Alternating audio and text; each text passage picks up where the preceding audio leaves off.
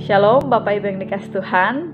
Salam jumpa bersama saya Pendeta Yuliana Wilhelmina Nenohai.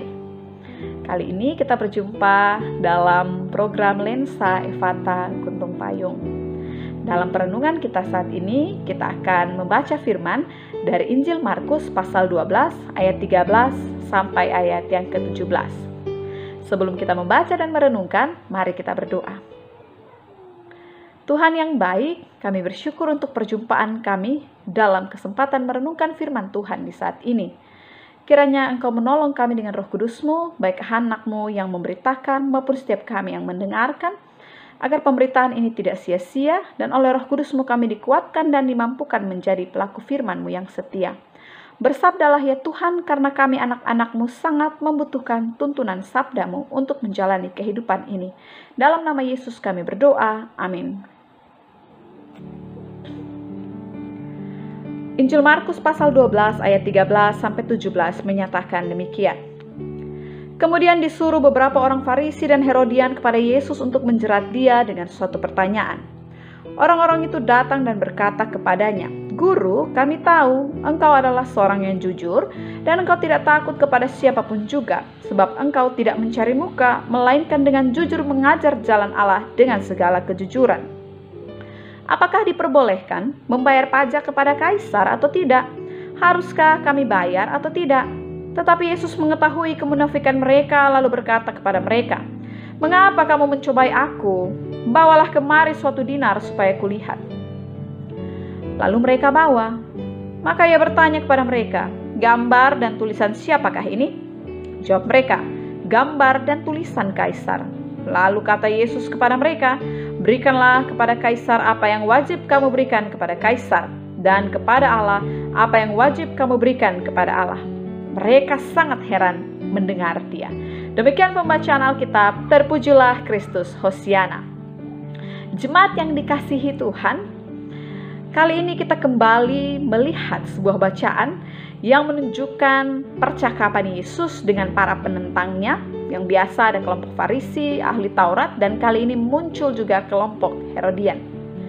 Kali ini mereka datang dengan pertanyaan untuk menjebak Yesus, antara pilihan dia sebagai orang Yahudi atau pilihan dia sebagai orang yang sedang berada di bawah pemerintahan kekaisaran Romawi.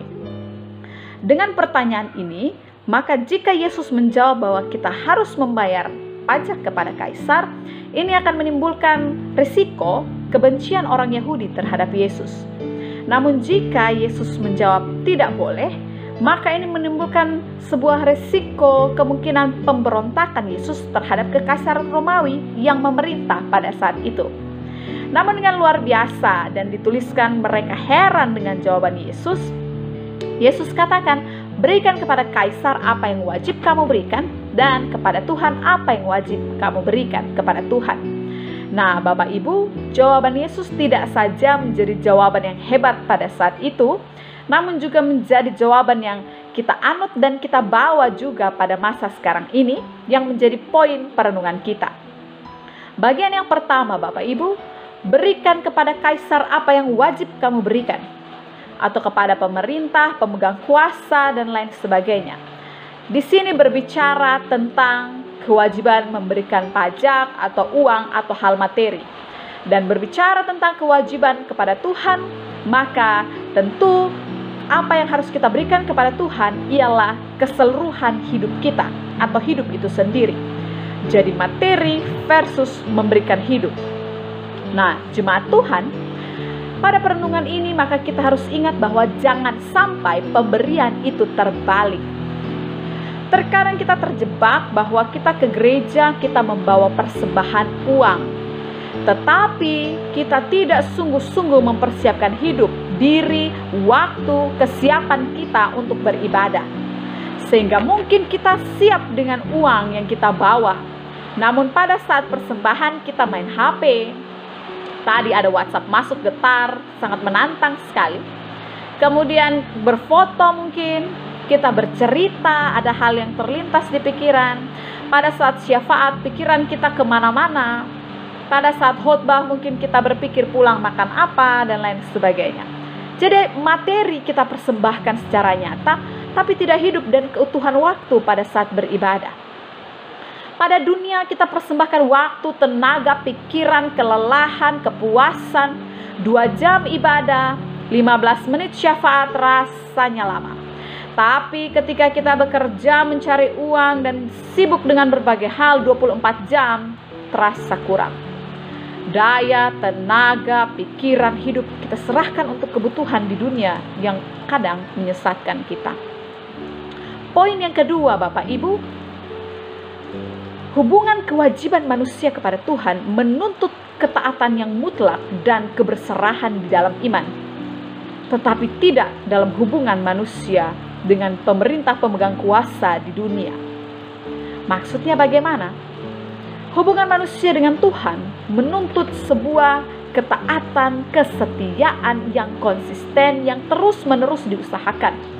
Karena kita memberi kepada Tuhan, kita mempersembahkan hidup kita kepada Tuhan, bukan dengan tujuan untuk memperoleh, tapi karena kita sudah mendapatkan, kita sudah memperoleh kehidupan, keselamatan kekal dari Tuhan.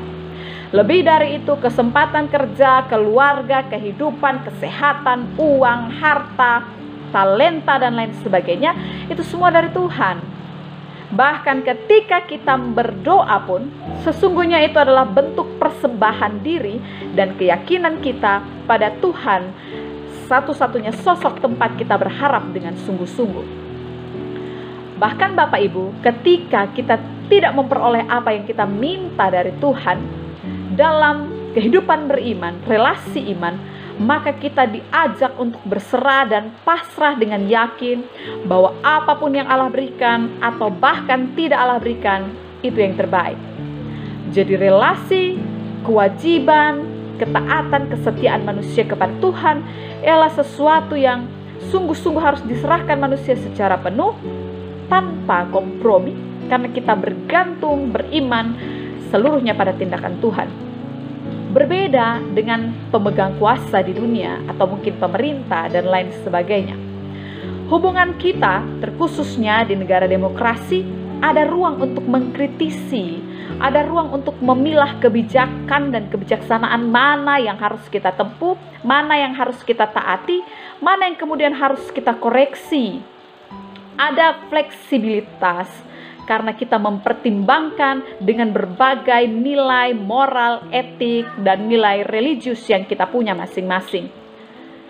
Ketika kita melihat sesuatu, keputusan, ataupun hal yang harus kita kerjakan, kita kemudian bisa menimbang saya harus taat atau tidak, dan selanjutnya. Jadi pada Tuhan ada kewajiban yang mutlak dalam ketaatan, tetapi pada pemerintah kita punya ruang untuk bernegosiasi. Nah Bapak Ibu, jangan sampai dibalik. Pada Tuhan kita kecewa, marah, memberontak, kita fleksibel. Sudahlah, Tuhan tahu manusia itu lemah. Tuhan itu maha pengampun ya, kalau kita bikin dosa berdoa saja, Tuhan ampuni. Tuhan tahu manusia itu daging lemah. Roh memang penurut, tapi daging lemah. Dan berbagai alasan lain kita pakai untuk membuat sebuah fleksibilitas dalam hubungan ketaatan atau kewajiban kita kepada Tuhan. Tapi dalam hubungan kita dengan kekuasaan otoritas di dunia, kita lebih banyak diam. Terjadi kecurangan atau hal yang salah, kita bilang, sudah, ikut bos saja, mereka bilang apa, benar atau salah, bos bilang apa, kita iya. Ya sudah, pola kerja atasan memang begitu, sudah budaya, ya sudahlah. Kita pasrah dan kita berserah. Pengelolaan dana desa, lingkungan, ya biasa itu, ada jatah-jatahan, ada pos-posnya, biasa itu. Kita berserah dan kita diam. Bapak Ibu, mungkin kita pernah terjebak dan harus menjadi korban dalam hal yang seperti itu untuk terkait uang dan lain sebagainya. Tapi setidaknya itu stop di kita. Jangan kita meneruskan budaya itu. Jadi jangan dibalik tadi. Dengan Tuhan kita bernegosiasi, kita seolah-olah membuka ruang kompromi, tapi dengan pemerintah dunia, dengan berbagai hal-hal yang diatur di dunia ini, tapi kadang tidak beraturan, tetapi kita kemudian diam dan pasrah dengan sistem. Sehingga Bapak Ibu, pahami dengan baik jiwa dari kewajiban kita. Memberi kepada Allah ialah sebuah kemutlakan hidup kita, karena Dia sudah memberi hidupnya bagi kita, bahkan jaminan kehidupan sesudah kematian. Pada pemerintah, berikanlah kewajiban kita sebagai warga negara yang baik, namun juga sebagai pengikut Kristus yang baik, dengan menghadirkan, menilai segala sesuatu dengan baik, jujur dan benar sesuai dengan amanat Kristus dalam hubungan kita dengan kekuasaan di dunia. Kiranya Tuhan menolong kita. Amin. Jemaat Tuhan, mari kita berdoa.